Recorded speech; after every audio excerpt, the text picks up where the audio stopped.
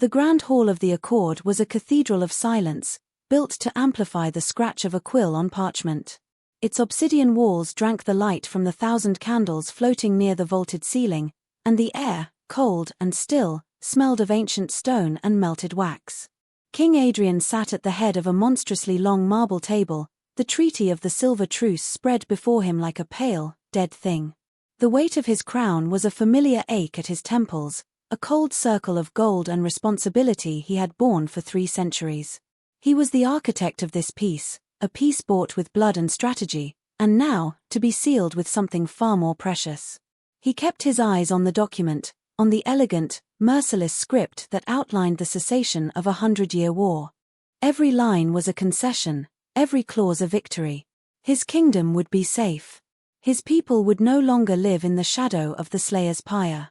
This was the logical, necessary conclusion. The king had made his choice.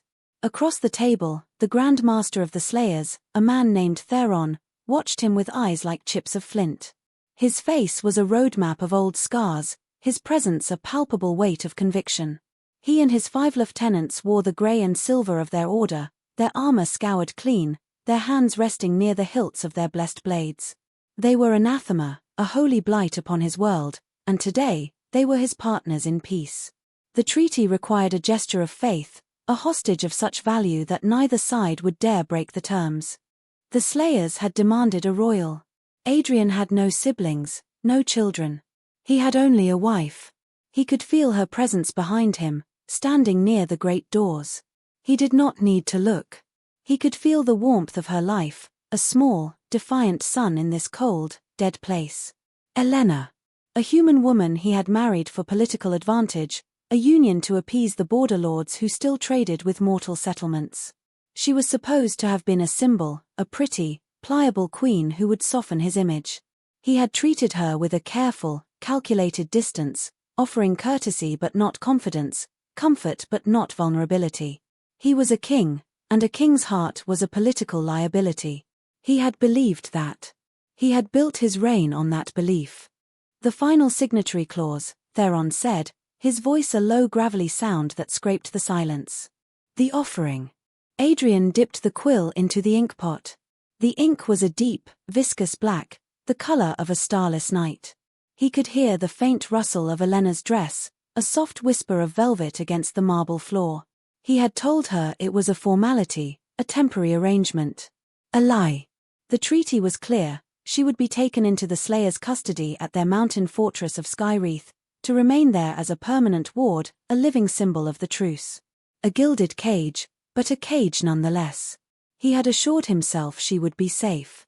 They would not harm the linchpin of their new peace. It was a cold, hard calculation. A queen for a kingdom. A life for thousands. The math was simple. It was correct. He moved the quill to the parchment. His hand was perfectly steady. He was King Adrian, the unifier, the strategist. He did not feel. He ruled. But as the nib touched the page, he heard her take a single, sharp breath. And in that sound, the entire, magnificent edifice of his logic began to fracture. He looked up, his eyes finding hers across the vast, echoing hall. She stood between 2 of his royal guards, her posture regal, her chin high. She wore the deep blue gown she had worn for their first public appearance, the color of a twilight sky. Her dark hair was coiled in an intricate braid, a style his courtiers had called severe, but on her, it looked like a crown. He had expected to see fear in her eyes, or pleading. He saw neither. He saw a profound, terrifying clarity. She knew. In that moment, she understood the totality of his betrayal, the lie he had built between them, and the truth of what was about to happen. Her face was pale, but her expression was one of quiet, devastating appraisal. She was not looking at her king. She was looking at the man who had just sold her. The image seared itself behind his eyes, the slight parting of her lips, the way the pulse in her throat beat a frantic, fragile rhythm, the utter stillness of her gaze. There was no accusation in it, only a deep, wounded knowledge. And in that knowledge, Adrian saw everything he was about to lose. Not a political asset. Not a symbolic queen. Ha! The woman who left wildflowers on his desk because the room smelled of dust and old paper. The woman whose quiet laughter in the library was the only sound that could soothe the ceaseless hum of politics in his head. The woman who looked at him, sometimes, not as a monarch of terrible power, but as a man who seemed impossibly lonely. He felt a sudden, violent urge to roar, to splinter the marble table with one blow, to tear the treaty to shreds and slaughter the men who had dared to ask this of him. The king was forgotten, and in his place was a raw, primal thing that wanted to burn the world to keep her safe. But the moment passed. Centuries of discipline slammed back into place. The quill in his hand completed his name. The ink bled into the fibers of the parchment, a final, irrevocable stain. Theron gave a curt nod. Two of his slayers detached from the wall and began the long walk toward Elena. Their armored boots echoed in the hall, each footstep a hammer blow against Adrian's ribs. Elena did not flinch. She watched them approach, her gaze never leaving Adrian's. It was as if they were the only two people in the universe, locked in this final, silent exchange. He wanted to say her name, but the word was a stone in his throat. He wanted to rise, to go to her, but the crown held him down, a mountain of gold and duty. The slayers stopped on either side of her. They did not touch her. They waited. She gave a small, almost imperceptible nod, a gesture of acceptance that shattered what was left of his composure. She turned, her back to him now, a straight, proud line of blue velvet, and began to walk toward the great doors. The king's guards, his own men, stepped aside to let her pass. They would not meet his eyes. Adrian watched her go. He watched until the doors swung open, flooding the hall with the grey light of a dying afternoon.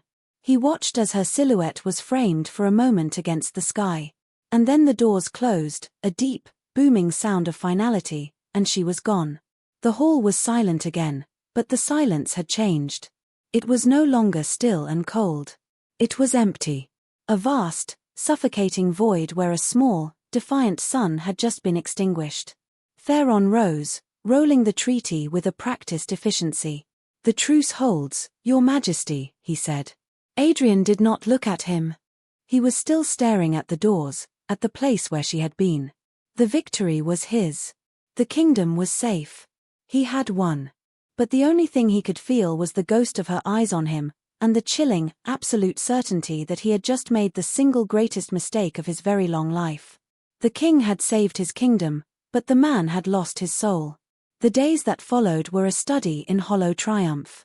Adrian moved through the motions of his reign with the seamless precision of an automaton. He received the adulation of his court, the grateful deference of the border lords, the tearful praise of common folk who no longer feared the midnight raid of a slayer crusade. Peace settled over the land like a fresh, clean shroud. The war was over. His name was etched into history as a savior, a visionary. And every night, he returned to the royal apartments to be devoured by a silence so complete it had a physical presence. He would stand in the doorway of her chambers, which he had ordered left untouched. Everything was as she had left it. A book of mortal poetry lay open on her bedside table, a slender ribbon marking her place. A half-empty glass of water. A velvet shawl draped over the back of a chair, still holding the faint, ghostly scent of her skin, lavender and something else, something uniquely her, something warm and alive. He would reach out to touch the fabric, his long fingers hesitating just above the threads, terrified that the contact would dissolve the last lingering trace of her. These rooms, once a part of the palace he barely noticed, had become a mausoleum of his regret. He had sacrificed her for this kingdom, and now the entire kingdom felt like a tomb. His council saw a king more focused, more decisive than ever. Lord Valerus, his oldest advisor, a vampire whose face was a mask of elegant wrinkles, praised his newfound clarity. "You are unburdened, my king," he'd said one evening, as they reviewed trade manifests. A difficult choice, but the correct one. "The kingdom thrives," Adrian had simply nodded, the words turning to ash in his mind. Unburdened. He had never been heavier. He carried her absence with him everywhere. It was in the taste of the wine he drank, in the cool silk of his sheets, in the echo of his own footsteps in the long, empty corridors. He began to see her everywhere. A glimpse of dark hair in a crowd would make his dead heart lurch. The sound of a woman's quiet laughter from a distant balcony would make him stop, frozen, straining to hear it again. He was haunted, not by a ghost, but by a memory so vivid it felt more real than the world around him. The memory of her face in the grand hall of the Accord. The clarity in her eyes. The knowledge. He replayed that moment endlessly, dissecting it, torturing himself with it. He had seen love there, he realized now, with the brutal clarity of hindsight. Not the fiery, possessive passion of his kind, but something quieter, deeper. A steady, patient affection she had offered him, and which he, in his kingly arrogance, had failed to even recognize, let alone return. He had been so focused on the crown, on the kingdom, on the grand tapestry of power, that he had missed the single, perfect thread that might have given it all meaning.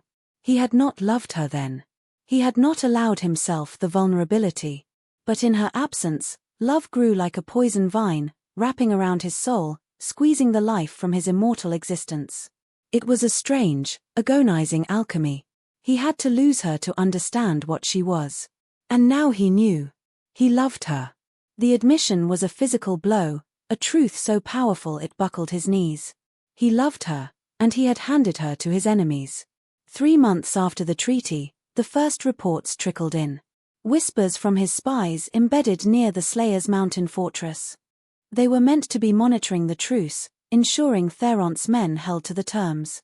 But one report, buried deep within a routine communique, mentioned a new recruit among the Slayers. A woman. Human. Displaying a preternatural talent for tracking and combat. The report noted her ferocity, her cold, single-minded efficiency. The spy had not seen her face, which was often veiled, but had noted her name, the one given to her by the Order, Nemesis. The goddess of retribution. Adrian had dismissed it at first. A coincidence. But a seed of unease was planted. He dispatched his most trusted agent, a shadow flitter named Kale, with one directive: identify this recruit. Kale was gone for 6 weeks. He returned not to the throne room, but to Adrian's private study, long after midnight. He materialized from the shadows near the hearth, his form coalescing like smoke. He did not kneel.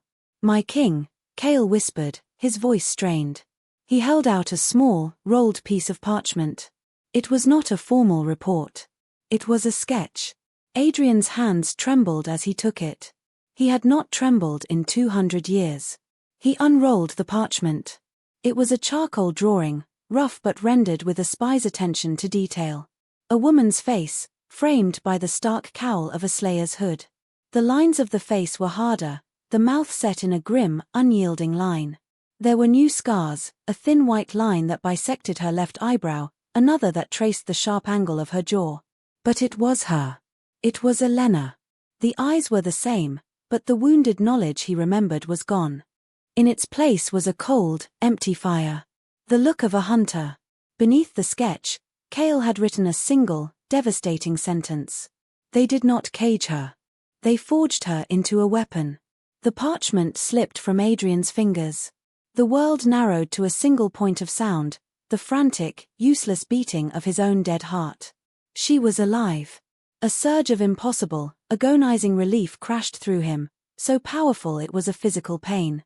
She was alive. And then the second wave hit, the undertow of Kale's words. A weapon.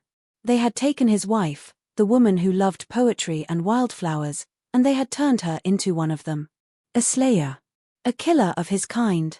A low sound tore itself from his throat, something between a growl and a sob. The vast, intricate web of control he had maintained for 3 centuries didn't just fray, it vaporized. The king was gone. The strategist was gone. All that remained was the man, the monster, and the all-consuming, world-ending rage. He looked at Kale, his eyes blazing with a light the spy had never seen. "She hunts us," Adrian said, his voice a broken whisper. Kale nodded, his own face pale. "She is their best, my king. They call her the Queen of Ash. She leaves nothing but bodies and cinders in her wake." Adrian threw his head back and laughed, a terrible, broken sound that echoed off the stone walls of the study. The irony was so exquisite it was a form of torture. He had given them a hostage to ensure peace, and they had given him back a war, embodied in the one person he now knew he could not live without. The kingdom he had saved, the peace he had engineered, it was all meaningless ash in his mouth. He had made a choice, the cold, logical choice of a king. And now, he would make the choice of a man who had lost everything and had nothing left to lose but the madness of his own grief. He would get her back. Or he would burn her new world, and his own, to the ground. The next morning, the court was convened for what they believed was a routine session on territorial tariffs. The lords and ladies of the vampire aristocracy stood in their customary places in the throne room, their silks and velvets a riot of dark jewel tones against the grey stone. They murmured amongst themselves, their ancient, predatory grace a mask for the petty squabbles and power plays that defined their existence. Lord Valerus stood at the foot of the throne, his expression placid, confident in the order his king had so recently, and so ruthlessly, established. They were all basking in the warmth of the new peace, a peace that felt solid, permanent. They had no idea the architect of that peace was about to demolish it. Adrian entered not from the royal passage behind the throne, but through the main doors, the same doors through which Elena had departed. He walked the length of the hall alone, his footsteps echoing in the sudden, expectant silence. He wore no crown. His black tunic was unadorned, his hair unbound. He looked less like a king and more like a man walking to his own execution. He ascended the dais but did not sit on the throne. He turned to face them, his eyes sweeping over the sea of confused and wary faces. For 300 years, he began, his voice quiet but carrying to every corner of the cavernous room, I have served this kingdom. I have bled for it. I have schemed for it. I have sacrificed for it. His gaze found Valerus, and the old vampire flinched at the raw agony he saw there. 3 months ago, I made the greatest of those sacrifices. I traded my queen for your security. I gave Elena, a human woman who had done no wrong, to our sworn enemies to purchase a truce. A murmur rippled through the court. This was known, but never spoken of so baldly.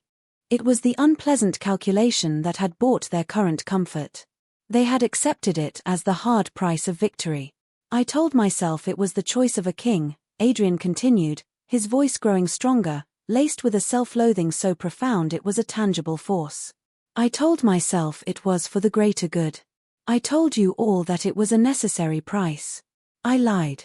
The silence was now absolute, a ringing, breathless vacuum. There is no greater good that is built on the bedrock of such a betrayal.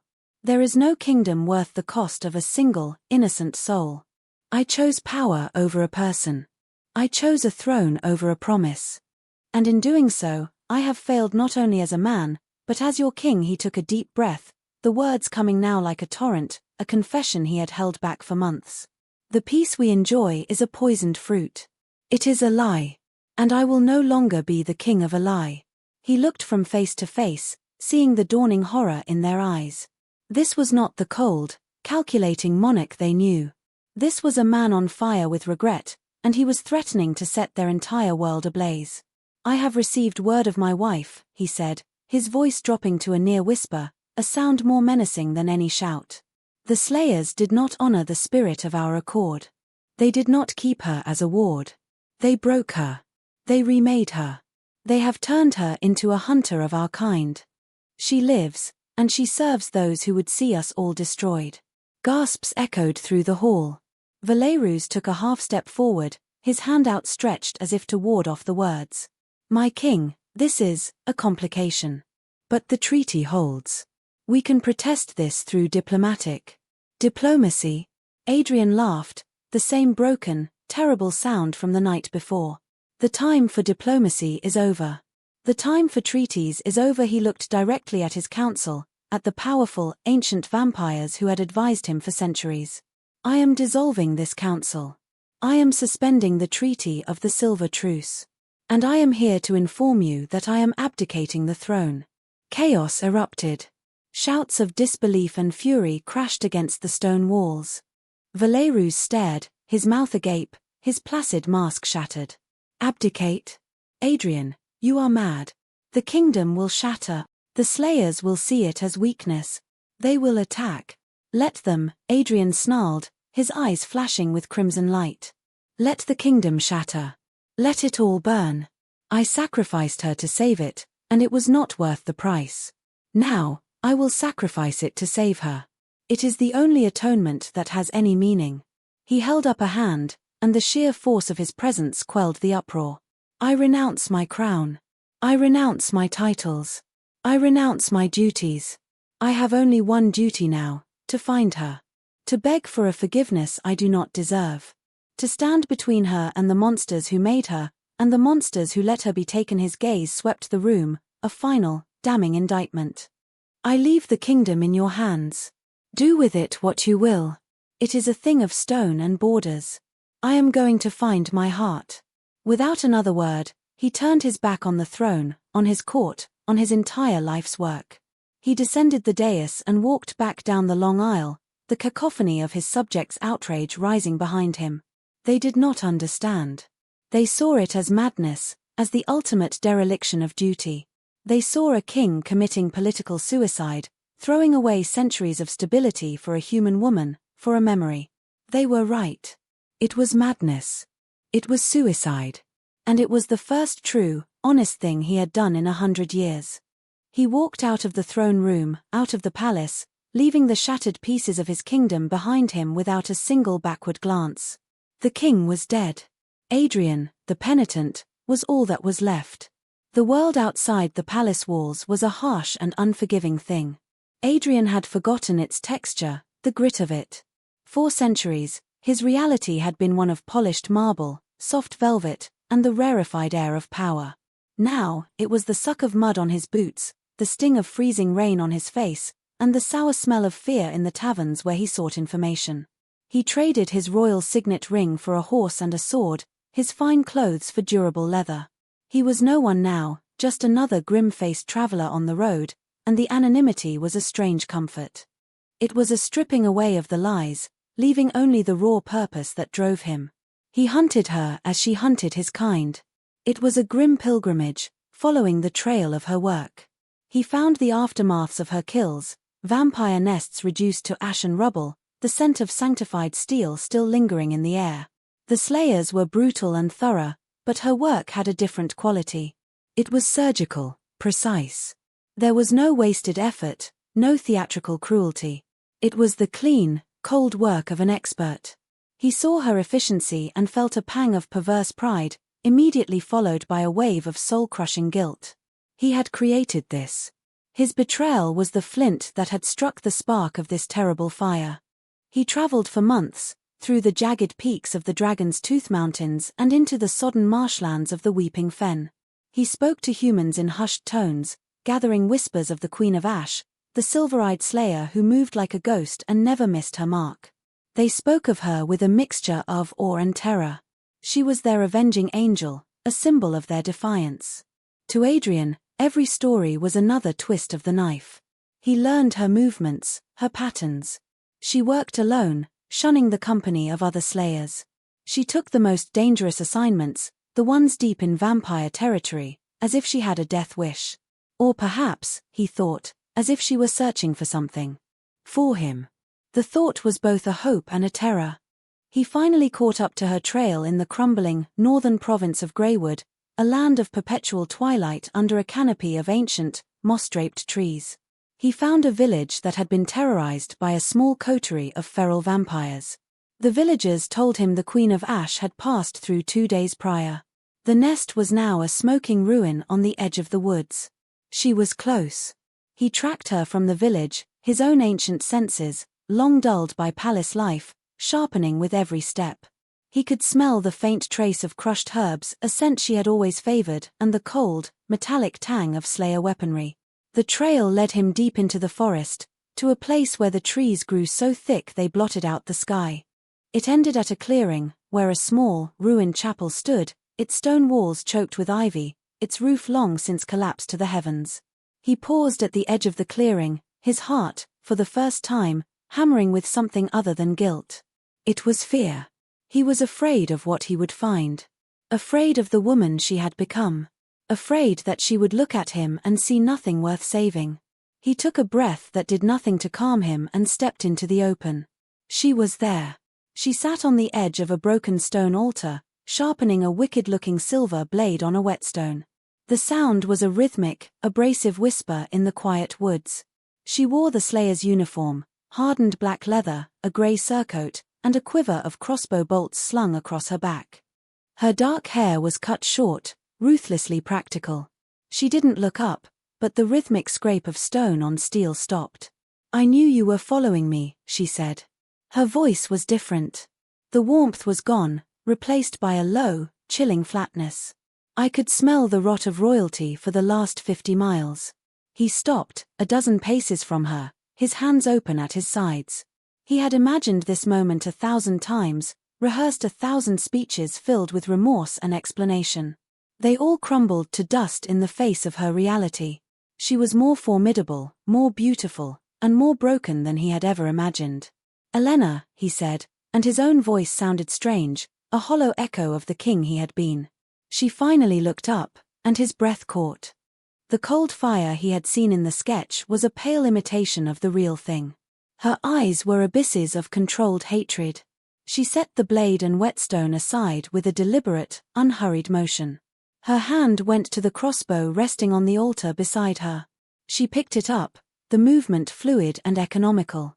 She cocked it, the click of the mechanism unnaturally loud in the silence, and leveled it at his chest. "Don't use that name," she said, her voice dangerously soft.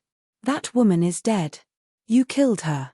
"I did," he admitted, his voice cracking. "I did, and I am sorry. It is a meaningless word, I know, but it is the only one I have." A flicker of something, surprise, contempt, crossed her face. "Sorry? You think sorry covers it? You stood there and watched them take me. You sold me, Adrian. Like a piece of property. For peace. For your precious kingdom." "The kingdom can burn," he said, taking a half-step forward. The crossbow didn't waver. "I left it. I abdicated. It's nothing to me. Nothing is anything to me, but you." She laughed, a short, ugly bark of a sound that held no humor. "Now? You decide that now? A little late for grand gestures, don't you think? Did your conscience finally become inconvenient?" "My conscience has been screaming every moment since you left," he said, his own voice raw with emotion. He stood perfectly still, the point of the crossbow bolt aimed directly at his heart. He knew it was silver-tipped, blessed, and would kill him as surely as the dawn. "I was a fool. A coward who hid behind a crown because he was afraid to feel anything. I didn't know what you were to me until I threw you away. I didn't know I loved you." The word hung in the air between them, obscene in its vulnerability. Her knuckles were white where she gripped the crossbow. Her whole body was rigid, a drawn bowstring of fury. "Love," she hissed. "You don't know the meaning of the word. Love isn't a negotiation. It isn't a political calculation. You don't trade it for something you want more." She took a steadying breath. "Get out of here, Adrian. Go back to your throne and your lies. There's nothing for you here." "I'm not leaving," he said softly. "You can kill me. You have every right. In fact, it might be the only justice left in this world." He looked down at the crossbow, then back into her eyes. "But I am not leaving you. Not again." He stood there, unmoving, a willing target. He was offering her the vengeance she deserved, making no move to defend himself, no attempt to use his power. This was the beginning of his grovel, not in words, but in action. He was laying his life at her feet, a pathetic, inadequate offering to atone for the life he had stolen from her. The seconds stretched into an eternity. The forest was silent, watching. He could see the struggle in her eyes, the war between the woman she had been and the weapon she had become. The hunter's instinct screamed at her to fire. But somewhere, deep beneath the layers of ice and rage, a flicker of something else, pain, confusion, memory, stayed her hand. The crossbow remained aimed at his heart, but for now, she did not shoot. The standoff in the ruined chapel became the new shape of their world. Elena did not lower the crossbow, and Adrian did not move. Twilight bled into the forest, the long, grey shadows of the trees stretching like skeletal fingers across the clearing. The air grew cold. Still, they remained, locked in a tableau of hatred and penance. Finally, with a curse that was more exhaustion than anger, she lowered the weapon. She didn't put it down, just let the tip dip toward the ground. "Your death is too easy a price," she said, her voice raspy. "You don't get to be a martyr. You get to live with what you've done." She turned her back on him, a gesture of dismissal more profound than any violence, and began to build a small fire in the nave of the chapel. Adrian took it as the barest sliver of an opening. He did not approach her. He retreated to the edge of the clearing and kept watch, a silent, sleepless guardian in the darkness.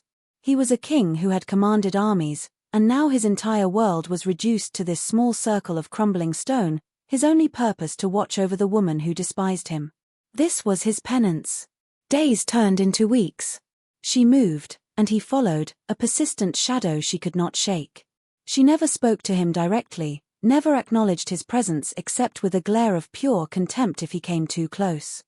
But she didn't try to kill him, and she didn't try to lose him. It was a strange, unspoken truce. He was her prisoner, and her protector. He learned the rhythms of her new life. She was relentless, disciplined. She rose before dawn, trained for hours, her body a blur of motion with blades, staff, and bow, and hunted by night. He watched her from a distance, his heart a knot of pride and agony.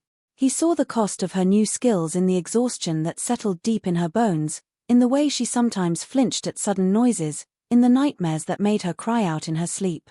He did not offer comfort. He knew she would reject it. Instead, he offered service. When her supply of arrows ran low, she would wake to find a new bundle of perfectly fletched bolts lying just outside her camp, their heads forged from the melted silver of his own royal cutlery, which he still carried in a small pouch. When a storm blew in, she would find he had constructed a crude but effective shelter against the driving rain while she had been away. He would hunt game and leave it cleaned and dressed for her, never taking any for himself. He grew gaunt, his fine-boned face becoming sharp and hollowed, but he never touched mortal food in her presence. He was starving himself, slowly, a quiet act of self-flagellation. He was proving his words were not empty. He had said her kingdom could burn, and he made it so. One evening, a rider found him, a loyalist from his old guard who had tracked him for months. The man, breathless and frantic, delivered the news. Lord Valerus had been deposed. A rival faction, led by a brutal old warlord named Malachi, had seized the capital. The truce with the Slayers was broken. The kingdom was descending into civil war. "They need you, my king," the guard pleaded. "You are the only one who can restore order." Elena was nearby, listening. This was the test. Adrian looked at the guard, his face an unreadable mask. He took the man's offered dispatch, a plea for his return from the remnants of his council. He didn't read it.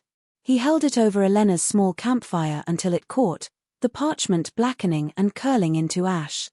"Tell them," Adrian said to the stunned guard, his voice low and steady, "that the king is dead. There is only the man, and the man is not coming back."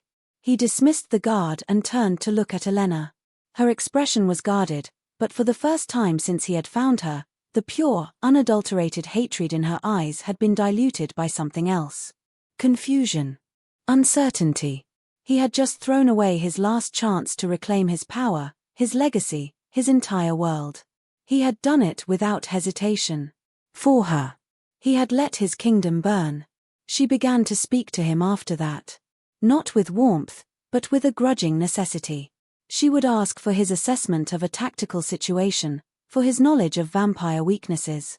She started to use him as the weapon he was, and he submitted to it gladly.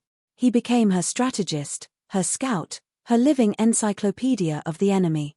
They were a team, a horrifyingly effective one, bound not by affection, but by a shared, bloody purpose. Slowly, tentatively, the ice around her began to thaw. One night, as they sat on opposite sides of a fire, she spoke without being prompted by a question of strategy. "Why did you marry me, Adrian?" The question was quiet, devoid of accusation.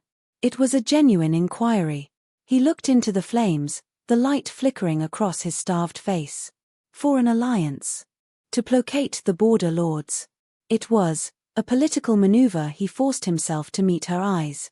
"It was the most foolishly pragmatic, short-sighted decision of my life. I saw a pawn, and I was blind to the queen." She was silent for a long time. "I used to watch you in the library," she said, her voice barely a whisper. "You would read for hours. You thought no one was looking. You didn't look like a king then. You just looked tired." It was the first crack in her armor, the first hint of the woman he had known. He felt a surge of hope so fierce it was painful. He said. "I have been tired for a very long time." But their fragile, evolving peace was not destined to last. The slayers did not appreciate their most prized weapon consorting with the enemy, even if that enemy was her personal quarry. They had been watching her. They saw her methods softening, saw her allowing one specific vampire to live. To them, she was compromised. Tainted. A tool that had become unreliable. And the slayers had a simple, brutal way of dealing with unreliable tools. The trap was laid in a town called Haven's Crest, a place supposedly besieged by a powerful vampire elder. The Order sent word for Elena to rendezvous with a team of their elite warriors, the Silver Griffins. It was a lie. There was no elder. There was only the Griffins, and their orders were not to assist her, but to execute her. Adrian sensed it first. The air was wrong. The town was too quiet. "It's a trap, Elena," he warned, his senses screaming at him. She didn't want to believe it. The Order was her family now, the only thing she had left. "You're paranoid," she retorted, but there was a flicker of doubt in her eyes. "They wouldn't. I'm their best." "And you are consorting with a vampire," he countered gently. "To them, the infection has spread. You are a threat to their purity." They arrived at the designated meeting point, the town square, just as the sun was setting. The square was empty, save for 5 figures in the polished silver armor of the Griffins. Their leader, a grim-faced woman named Captain Iona, stepped forward. Her eyes were cold, her mouth a thin, merciless line. "Elena of the Ashes," Iona said, her voice ringing with formal authority. "By order of the Grand Master, you are charged with treason and consorting with the enemy. Your sentence is death." Elena stared at her, her face a mask of shocked disbelief. The betrayal was so blatant, so absolute, it stole the air from her lungs. She had given them everything, her grief, her rage, her life, and they were discarding her like a broken blade. She looked from their cold faces to Adrian's, and in his eyes, she saw not triumph, but a deep, shared sorrow. He had warned her. He knew what it was to be betrayed by the very institution you served. "You used me," Elena whispered, the words catching in her throat. "We forged you," Iona corrected coldly. "And now your service is at an end." She drew her blade, the silver gleaming in the fading light. The other 4 slayers followed suit, their swords making a soft, metallic hiss as they were unsheathed. They began to advance, forming a circle around her and Adrian. Elena reached for her own weapons, her body moving on pure instinct. But she was outnumbered, outmatched. Adrian stepped in front of her, shielding her with his body.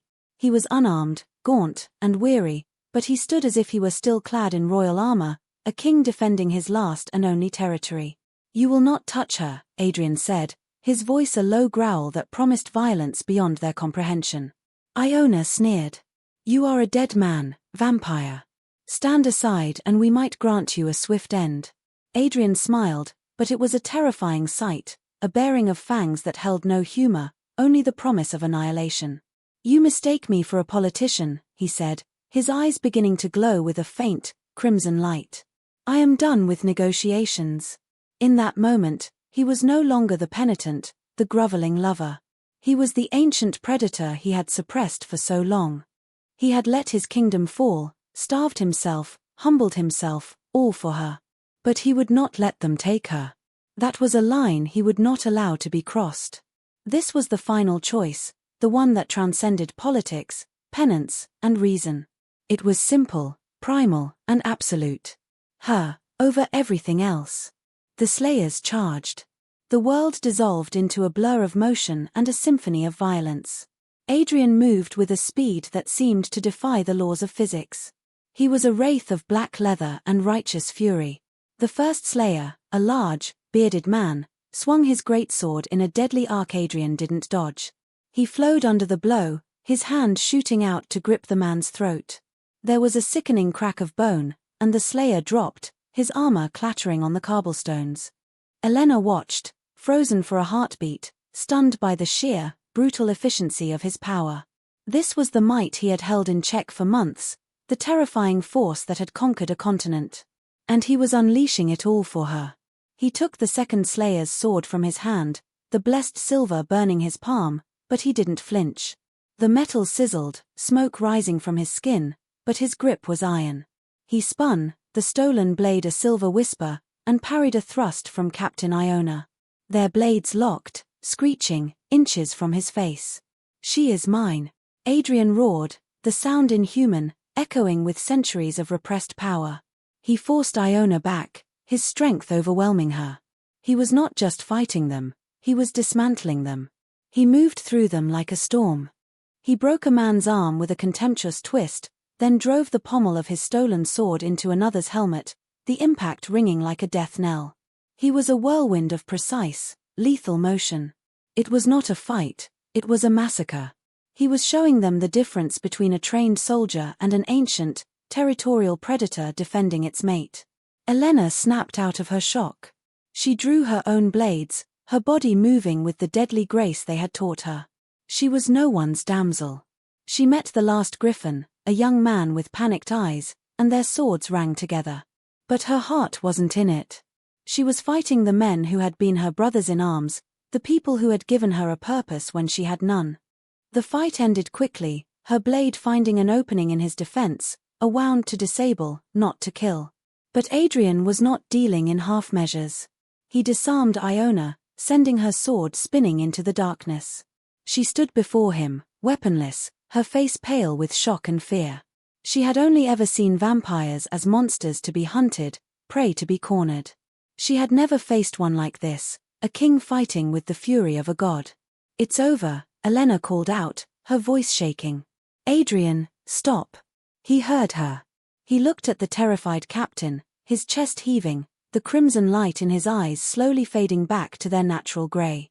The rage receded, leaving the weary, penitent man in its place. He tossed the silver sword aside, the metal clattering loudly in the sudden, ringing silence of the square.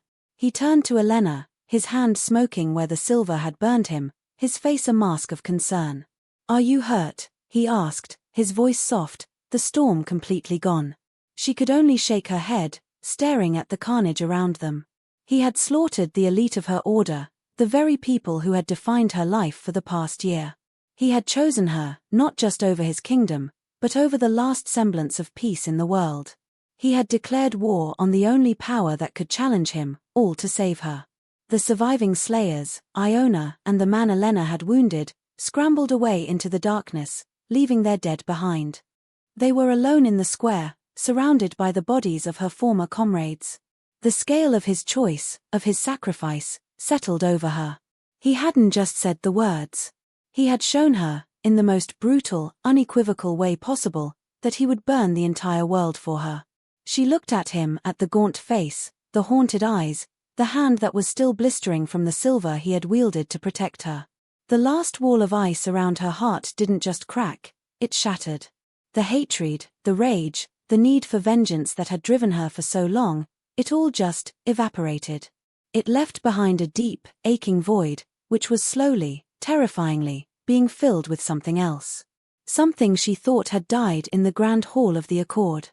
She took a hesitant step toward him, then another. She reached out, her hand trembling, and gently took his burned one. He flinched at the contact, but didn't pull away. She traced the angry red welts left by the silver, her touch feather-light. "You chose me," she whispered, the words full of a wonder that felt like pain. "Always," he answered, his voice thick with emotion. "From now on, always." The 2 years that followed were a quiet, fragile reconstruction. They did not return to his sundered kingdom, nor did they seek a new one. They became nomads, ghosts drifting through the quiet, forgotten corners of the world. The war between Malachi's faction and the Slayers raged on, a distant, bloody storm they had left behind. For Adrian and Elena, the only world that mattered was the one they built together, moment by patient moment. Trust did not come in a single, cathartic rush. It was earned in the small hours of the night, in 1,000 unspoken gestures. It was in the way he would wake from a nightmare of his own, not of war or death, but of the day he let her go, and she would place a calming hand on his arm until his breathing evened out. It was in the way she would clean and bandage his burned hand, the scars a permanent reminder of his choice, and he would let her, accepting the tenderness without flinching. He taught her the history of the stars, naming the constellations in the ancient vampire tongue. She taught him how to find north using the moss on the trees, a simple piece of mortal woodcraft that he, in all his centuries, had never known. They talked for hours, filling in the vast, silent spaces that had existed between them. She told him of her life in the Slayer's fortress, of the brutal training and the cold camaraderie. He told her of his own lonely childhood, of the crushing weight of a crown he never wanted, and the man he had forgotten how to be. They were learning each other, not as king and queen, but as two wounded people finding solace in one another's company. The power dynamic that had once defined them was gone. He was no longer her monarch, and she was no longer his subject, nor his enemy. They were simply Adrian and Elena. One evening, they sat by a lake so still it perfectly mirrored the star-dusted sky, making it seem as if they were floating in a void of light. It had been 2 years to the day since the massacre at Haven's Crest. "I forgive you, Adrian," she said, the words falling softly into the night air. He turned to her, his face illuminated by the starlight. He had been waiting to hear those words, hoping for them, but he had never asked. He knew they had to be given freely, or they meant nothing. He saw no hesitation in her eyes, only a quiet, settled peace. "Why?" he asked, his voice a raw whisper. "Because you didn't just apologize," she said, looking out at the water. "An apology is a word. You have spent 2 years building a new truth. You chose me when it was easy, in that square.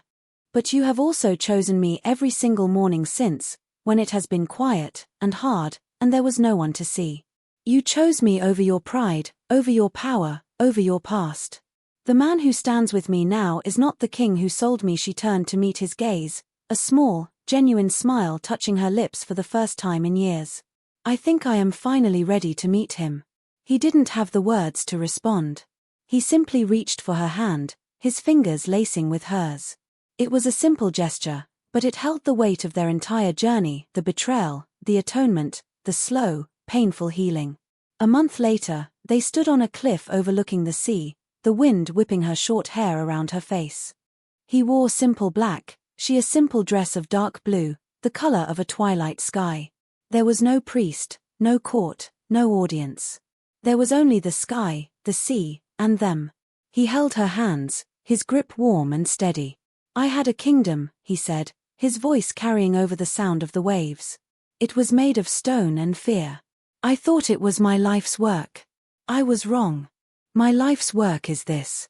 Learning the shape of your hand in mine, he slid a simple, unadorned silver ring onto her finger. It was one he had forged himself over a campfire, imperfect and a little rough, but made with his own 2 hands. "I vow to you, Elena, not as a king, but as a man.